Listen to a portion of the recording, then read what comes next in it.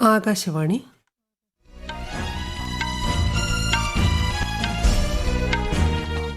നമസ്കാരം.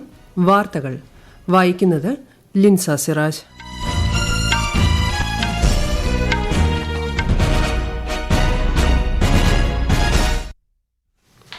പ്രധാന വാർത്തകൾ. രാജ്യത്ത് തെരഞ്ഞെടുപ്പ് പ്രചാരണം സജീവം. ആദ്യഘട്ട തെരഞ്ഞെടുപ്പിന് നാമനിർദ്ദേശ പത്രിക പിൻവലിക്കാനുള്ള സമയപരിധി അവസാനിച്ചു. കേരളത്തിൽ ഇന്നലെ പത്രിക സമർപ്പിച്ചത് 20 പേർ. യേശുക്രിസ്തു ഉയിർത്തെഴുന്നേറ്റതിന്റെ സ്മരണയിൽ ഇന്ന് ഈസ്റ്റർ. ആശംസ നേർന്ന് രാഷ്ട്രപതിയും പ്രധാനമന്ത്രിയും. ഗാസ മുനമ്പിൽ കുടുങ്ങിയ 9,000-ൽ പരം രോഗികളെ ഒഴിപ്പിക്കാൻ ഇസ്രായേലിന്റെ അനുമതി ആവശ്യപ്പെട്ട് ലോകാരോഗ്യ സംഘടന. മിയാമി ഓപ്പൺ ടെന്നീസ് പുരുഷ ഡബിൾസ് കിരീടം ഇന്ത്യയുടെ രോഹൻ ബൊപ്പണ്ണ ഓസ്ട്രേലിയയുടെ മാത്യു എബ്ഡൻ സഖ്യത്തിന്. വാർത്തകൾ വിശദമായി. രാജ്യത്ത് തെരഞ്ഞെടുപ്പ് പ്രവർത്തനങ്ങൾ സജീവം. ആദ്യഘട്ടം ലോക്സഭാ തെരഞ്ഞെടുപ്പിനുള്ള നാമനിർദ്ദേശ പത്രികകൾ പിൻവലിക്കേണ്ട സമയപരിധി ഇന്നലെ അവസാനിച്ചു. സിക്കിം, അരുണാചൽ പ്രദേശ് നിയമസഭാ തെരഞ്ഞെടുപ്പിനുള്ള നാമനിർദ്ദേശ പത്രികകൾ പിൻവലിക്കാനുള്ള സമയപരിധിയും അവസാനിച്ചു. പത്രികാ സമർപ്പണം ബുധനാഴ്ച പൂർത്തിയായിരുന്നു. സൂക്ഷ്മ പരിശോധന വ്യാഴാഴ്ച നടന്നു. ആദ്യഘട്ടത്തിൽ 17 സംസ്ഥാനങ്ങളിലെ 102 മണ്ഡലങ്ങളിൽ ഏപ്രിൽ 19-നാണ് വോട്ടെടുപ്പ്.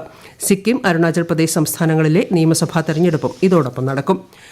കടുത്ത ചൂടിനെ വെല്ലുന്ന ആവേശത്തോടെ സംസ്ഥാനത്ത് ലോക്സഭാ തെരഞ്ഞെടുപ്പിന്റെ പ്രചാരണം ശക്തമായി തുടരുന്നു. വിവിധ മണ്ഡലങ്ങളിലായി ഇന്നലെ 20 സ്ഥാനാർത്ഥികൾ നാമനിർദ്ദേശ പത്രിക സമർപ്പിച്ചു. ചാലക്കുടിയിൽ 5-ഉം കോഴിക്കോട്ട് 4-ഉം പത്രിക ലഭിച്ചു. പത്തനംതിട്ടയിലും മലപ്പുറത്തും 3-ഉം ആറ്റിങ്ങലിലും കോട്ടയത്തും 2-ഉം എറണാകുളത്ത് 1 പത്രികയുമാണ് നൽകിയത്.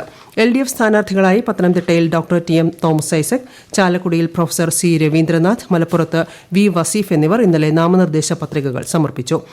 NDA സ്ഥാനാർത്ഥികളായ V Muraleedharan, KS Radhakrishnan, M Abdul Salam എന്നിവരും പത്രിക സമർപ്പിച്ചു. UDF സ്ഥാനാർത്ഥി MK രാഘവൻ കോഴിക്കോട്ട് പത്രിക നൽകി. കേരളം ഉൾപ്പെടെ 13 സംസ്ഥാന കേന്ദ്രഭരണ പ്രദേശങ്ങളിലെ 89 മണ്ഡലങ്ങളിലാണ് രണ്ടാം ഘട്ടത്തിൽ വോട്ടെടുപ്പ് നടക്കുക. ഏപ്രിൽ 4 വരെ പത്രിക സമർപ്പിക്കാം. 5-ാം തീയതി സൂക്ഷ്മ പരിശോധന നടക്കും. 8-ാം തീയതി വരെയാണ് പത്രിക പിൻവലിക്കാവുന്നത്. ഏപ്രിൽ 26-നാണ് വോട്ടെടുപ്പ്. 3 പ്രമുഖ മുന്നണികളുടെയും സ്ഥാനാർത്ഥികൾ മണ്ഡല പര്യടനം ആരംഭിച്ചു. ചൂട് വർദ്ധിച്ച സാഹചര്യത്തിൽ ഉച്ചസമയത്തെ യാത്ര പരമാവധി ഒഴിവാക്കിയാണ് പര്യടനം ക്രമീകരിച്ചിരിക്കുന്നത്. ഉത്തർപ്രദേശിലെ മീററ്റിൽ BJPയുടെ തെരഞ്ഞെടുപ്പ് പ്രചാരണ പരിപാടിക്ക് പ്രധാനമന്ത്രി നരേന്ദ്രമോദി ഇന്ന് തുടക്കമിടും. മീററ്റ് ലോക്സഭാ മണ്ഡലത്തിൽ രാമായൺ TV സീരിയലിൽ ശ്രീരാമന്റെ വേഷമിട്ട അരുൺ ഗോവിലാണ് BJP സ്ഥാനാർത്ഥി. മുഖ്യമന്ത്രി യോഗി ആദിത്യനാഥ്, രാഷ്ട്രീയ ലോക്ദൾ അധ്യക്ഷൻ ജയന്ത് ചൌധരി തുടങ്ങിയ നേതാക്കൾ പരിപാടിയിൽ സംബന്ധിക്കും. 7 ഘട്ടമായാണ് ഉത്തർപ്രദേശിൽ തെരഞ്ഞെടുപ്പ് നടക്കുക. 80 പാർലമെന്റ് മണ്ഡലങ്ങളാണ് സംസ്ഥാനത്തുള്ളത്. ലോക്സഭാ തെരഞ്ഞെടുപ്പിനായി സ്ഥാനാർത്ഥികളുടെ പുതിയ പട്ടിക BJP പുറത്തിറക്കി. കട്ടക്കിൽ നിന്നും ഭർത്തൃഹരി മെഹ്താബ് മത്സരിക്കും. അമൃത്സറിൽ നിന്നും US-ലെ മുൻ ഇന്ത്യൻ അംബാസഡർ അരുൺജിത് സിംഗ് സന്ധു ജനവിധി തേടും. ഫരീദ് കോട്ടിൽ ഹൻസ് രാജ് ഹൻസ്, പാട്യാലയിൽ പ്രണീത് കൌർ, ലുധിയാനയിൽ രവ്നീത് സിംഗ് ബിട്ടു, ജലന്ധറിൽ സുശീൽ കുമാർ റിങ്കു എന്നിവരാണ് സ്ഥാനാർത്ഥികൾ. ബീഹാറിൽ ആദ്യഘട്ടം ലോക്സഭാ തെരഞ്ഞെടുപ്പ് നടക്കുന്ന 4 മണ്ഡലങ്ങളിൽ സൂക്ഷ്മ പരിശോധന പൂർത്തിയായപ്പോൾ 39 സ്ഥാനാർത്ഥികളാണ് മത്സരരംഗത്തുള്ളത്. ഗയ, ജാമുവി, നവാദ, ഔറംഗാബാദ് മണ്ഡലങ്ങളിലാണ് ഈ ഘട്ടത്തിൽ തെരഞ്ഞെടുപ്പ് നടക്കുന്നത്. ഔറംഗാബാദിൽ 21 പേർ പത്രിക സമർപ്പിച്ചതിൽ 12 എണ്ണം നിരസിച്ചു. ഗയയിൽ 22 പത്രികകൾ നൽകിയതിൽ 7 എണ്ണം തള്ളി. നവാദയിൽ 9 പത്രികകൾ നിരസിച്ചു. ഇവിടെ 17 പേരാണ് പത്രിക സമർപ്പിച്ചിരുന്നത്. ജാമുവിയിൽ 12 പേർ പത്രിക സമർപ്പിച്ചു, 5 എണ്ണം തള്ളി. ഏപ്രിൽ 19-നാണ് ഈ മണ്ഡലങ്ങളിൽ വോട്ടെടുപ്പ്. തമിഴ്നാട്ടിൽ പത്രികാ സമർപ്പണം പൂർത്തിയായപ്പോൾ 1095 പേർ നാമനിർദ്ദേശ പത്രിക സമർപ്പിച്ചതിൽ 1077 പേരുടെ പത്രികകൾ സ്വീകരിച്ചു. ഒരു റിപ്പോർട്ട്. തമിഴ്നാട്ടിൽ 1063 സ്ഥാനാർത്ഥികളാണ് മത്സരരംഗത്തുള്ളത്. 20 പേർ പത്രിക പിൻവലിച്ചതോടെയാണിത്. കന്യാകുമാരി ജില്ലയിലെ വിളവൻകോട് നിയമസഭാ മണ്ഡലത്തിലെ ഉപതെരഞ്ഞെടുപ്പിൽ 22 പേർ പത്രിക സമർപ്പിച്ചതിൽ 8 പേരുടെ പത്രിക തള്ളി.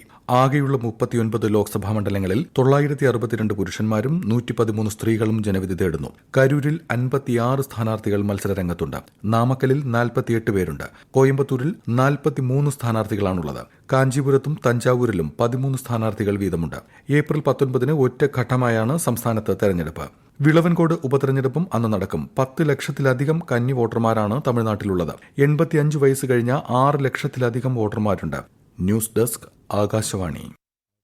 മഹാരാഷ്ട്രയിലെ ബരാമതി ലോക്സഭാ മണ്ഡലത്തിൽ NCP അജിത് പവാർ വിഭാഗത്തിലെ സുനേത്ര പവാർ മത്സരിക്കും. NCP ശരത്ചന്ദ്ര പവാർ വിഭാഗം 5 സ്ഥാനാർത്ഥികളുടെ പട്ടിക പുറത്തുവിട്ടതിന് പിന്നാലെയാണ് അജിത് പവാർ വിഭാഗത്തിന്റെ പ്രഖ്യാപനം. ശരത്ചന്ദ്ര പവാർ വിഭാഗത്തിനു വേണ്ടി ശരത് പവാറിന്റെ മകൾ സുപ്രിയ സുലെയാണ് ബരാമതിയിൽ മത്സരിക്കുന്നത്. ബീഹാറിൽ പ്രതിപക്ഷ മഹാസഖ്യവുമായുള്ള സീറ്റ് ധാരണയെ തുടർന്ന് ഇടത് പാർട്ടിയായ CPI-ML സ്ഥാനാർത്ഥികളെ പ്രഖ്യാപിച്ചു. അറ, നളന്ദ, കാരക്കട്ട് എന്നീ 3 ലോക്സഭാ സീറ്റുകളിൽ പാർട്ടി മത്സരിക്കും. അറ പാർലമെന്റ് മണ്ഡലത്തിൽ സുദാമ പ്രസാദും നളന്ദ മണ്ഡലത്തിൽ സന്ദീപ് സൌരവും മത്സരിക്കും. ഇരുവരും പാർട്ടി MLA-മാർ കൂടിയാണ്. കാരക്കട്ട് ലോക്സഭാ മണ്ഡലത്തിൽ രാജാറാം സിംഗ് മത്സരിക്കുമെന്നും പാർട്ടി വക്താവ് അറിയിച്ചു. ഒഡീഷയിൽ കേന്ദ്രപ്പാറ MP അനുഭവ് മൊഹന്തി ബിജു ജനതാദളിൽ നിന്ന് രാജിവെച്ചു. പാർട്ടിയിൽ തനിക്ക് ബുദ്ധിമുട്ടുകൾ നേരിടുന്നതായി അദ്ദേഹം പറഞ്ഞു. ഈ വാർത്തകൾ ആകാശവാണിയിൽ നിന്ന്. ഉത്തരാഖണ്ഡിൽ ഏപ്രിൽ 19 നടക്കുന്ന ആദ്യഘട്ട ലോക്സഭാ തെരഞ്ഞെടുപ്പിൽ 55 സ്ഥാനാർത്ഥികളാണ് മത്സരരംഗത്തുള്ളത്. ഇന്നലെ പത്രിക പിൻവലിക്കാനുള്ള അവസാന ദിവസം അൽമോറ മണ്ഡലത്തിൽ സ്വതന്ത്ര സ്ഥാനാർത്ഥിയായിരുന്ന അർജുൻ ദേവ് പത്രിക പിൻവലിച്ചു. ജോലിയിൽ വീഴ്ച വരുത്തിയ തെരഞ്ഞെടുപ്പ് ഫ്ളൈയിംഗ് സ്ക്വാഡിലെ ഉദ്യോഗസ്ഥയെ നീലഗിരി ജില്ലാ തെരഞ്ഞെടുപ്പ് ഓഫീസർ സസ്പെൻഡ് ചെയ്തു. സംസ്ഥാനാന്തര ചെക്ക് പോസ്റ്റിൽ മതിയായ പരിശോധനയില്ലാതെ വാഹനവ്യൂഹം കടത്തിവിട്ടതിനാണ് നടപടിയെന്ന് മുഖ്യ തെരഞ്ഞെടുപ്പ് ഓഫീസർ അറിയിച്ചു. മാധ്യമ റിപ്പോർട്ടുകളെയും തുടർന്ന് നടത്തിയ അന്വേഷണത്തിന്റെയും അടിസ്ഥാനത്തിലാണ് നടപടി. ഓൾ ഇന്ത്യ തൃണമൂൽ കോൺഗ്രസിന്റെ മുൻ രാജ്യസഭാംഗമായ കൻവർ ദീപ് സിംഗിന്റെ നേതൃത്വത്തിലുള്ള അൽകെമിസ്റ്റ് ഗ്രൂപ്പ് കമ്പനിയുടെ 29 കോടി രൂപ വിലമതിക്കുന്ന സ്വത്തുക്കൾ എൻഫോഴ്സ്മെന്റ് ഡയറക്ടറേറ്റ് താൽക്കാലികമായി പിടിച്ചെടുത്തു. ഹിമാചൽ പ്രദേശിലും മധ്യപ്രദേശിലുമുള്ള ഫ്ളാറ്റുകളും ഭൂമിയും കമ്പനിയുടെ വിമാനവും ഇതിൽ ഉൾപ്പെടുന്നു. ഫ്ളാറ്റുകളും വില്ലകളും നൽകാമെന്ന വ്യാജ വാഗ്ദാനം നൽകി നിക്ഷേപകരിൽ നിന്ന് 1800 കോടിയിലധികം രൂപ സമാഹരിച്ച കേസിലാണ് EDയുടെ നടപടി. ഈ കേസിൽ ഓൾ ഇന്ത്യ തൃണമൂൽ കോൺഗ്രസ് പാർട്ടിയുടെ 10 കോടിയിലധികം രൂപയും ED അടുത്തിടെ കണ്ടുകെട്ടിയിരുന്നു. നാഗാലാൻഡിൽ പത്രിക പിൻവലിക്കാനുള്ള സമയപരിധി അവസാനിച്ചപ്പോൾ മത്സര രംഗത്തുള്ളത് 3 പേർ. ഒരു സീറ്റാണ് സംസ്ഥാനത്തുള്ളത്. നാഷണലിസ്റ്റ് പ്രോഗ്രസീവ് പാർട്ടിയുടെ ഡോക്ടർ ചുംബൻ മുറി, കോൺഗ്രസിന്റെ സുപോങ് മറൻ ജാമിർ, സ്വതന്ത്ര സ്ഥാനാർത്ഥി ഹെയ്തിങ് തുംഗെ ലോത എന്നിവരാണ് മത്സരിക്കുന്നത്. പീഡാനുഭവങ്ങൾക്കൊടുവിൽ കുരിശിലേറ്റപ്പെട്ട യേശുക്രിസ്തു ഉയർത്തെഴുന്നേറ്റതിന്റെ സ്മരണയിൽ ലോകം ഇന്ന് ഈസ്റ്റർ ആഘോഷിക്കുന്നു. ത്യാഗത്തിന്റെയും സഹനത്തിന്റെയും വിജയം ഉദ്ഘോഷിക്കുന്ന ഉയർപ്പ് തിരുനാൾ ദിനത്തിൽ പുലർച്ചെ മുതൽ വിവിധ ദേവാലയങ്ങളിൽ പ്രത്യേക പ്രാർത്ഥനകളും ആഘോഷവും ഉണ്ടായിരുന്നു. കുരിശുമരണത്തിന് ശേഷം കല്ലറയിൽ സംസ്കരിക്കപ്പെട്ട ക്രിസ്തു 3-ാം ദിനം ഉയർത്തെഴുന്നേറ്റത്തിന്റെ മാനവകുലത്തിനാകെ പ്രതീക്ഷയുടെയും വിശ്വാസത്തിന്റെയും അടയാളമായാണ് കരുതുന്നത്. ഓശാന ഞായറിന് ആരംഭിച്ച വിശുദ്ധ വാരത്തിന് ഈസ്റ്ററോടെ സമാപനമാകും. രാഷ്ട്രപതി ദ്രൗപദി മുർമുവും പ്രധാനമന്ത്രി നരേന്ദ്രമോദിയും ഈസ്റ്റർ ആശംസ നേർന്നു. ത്യാഗത്തിന്റെയും ക്ഷമയുടെയും സന്ദേശം പകരുന്ന ഈസ്റ്റർ സത്യം അനശ്വരമാണെന്നും ഓർമ്മിപ്പിക്കുന്നതായി രാഷ്ട്രപതി പറഞ്ഞു. സമൂഹത്തിൽ ഐക്യത്തിന്റെ സന്ദേശം ആഴത്തിലാകട്ടെയെന്ന് പ്രധാനമന്ത്രി ട്വീറ്റിൽ പറഞ്ഞു. ആകാശവാണി തിരുവനന്തപുരം നിലയം 75-ാം വർഷത്തിലേക്ക്. 1 വർഷം നീണ്ടുനിൽക്കുന്ന ആഘോഷ പരിപാടികൾക്ക് നാളെ തിരുവനന്തപുരം ആകാശവാണി അങ്കണത്തിൽ തുടക്കമാകും.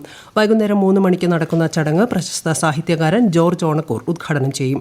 കൂടുതൽ വിവരങ്ങളുമായി ആകാശവാണി തിരുവനന്തപുരം ജില്ലാ പ്രതിനിധി രജു കോലിയക്കോട്. 1943 ആരംഭിച്ച Thiruvithamkoor radio station 1950 April 1 all India റേഡിയോയുടെ ഭാഗമായത്. ആഘോഷ പരിപാടികളുടെ ഭാഗമായി ആകാശവാണി തിരുവനന്തപുരം നിലയത്തിന്റെ പരിധിയിൽ വരുന്ന തിരുവനന്തപുരം, കൊല്ലം, പത്തനംതിട്ട, ആലപ്പുഴ, കോട്ടയം എന്നീ ജില്ലകളിൽ വിവിധ പരിപാടികൾ സംഘടിപ്പിക്കും. ഇതിൽ നാടകങ്ങൾ, കലാസാഹിത്യ സദസ്സുകൾ, കവിയരങ്ങുകൾ, മെഡിക്കൽ ക്യാമ്പുകൾ, കാർഷിക മേളകൾ തുടങ്ങിയവ ഉണ്ടാകും. ഒപ്പം ആകാശവാണി മുൻ ജീവനക്കാരും വിവിധ പരിപാടികളിൽ അതിഥികളായി എത്തും. കൂടാതെ 1950 മുതൽ 2024 വരെയുള്ള ആകാശവാണിയുടെ വിവിധ പരിപാടികൾ പുനഃപ്രക്ഷേപണം ചെയ്യും. മിയാമി ഓപ്പൺ ടെന്നീസ് പുരുഷ ഡബിൾസ് കിരീടം ഇന്ത്യയുടെ രോഹൻ ബൊപ്പണ്ണ ഓസ്ട്രേലിയയുടെ മാത്യു എബ്ഡൻ സഖ്യത്തിന്.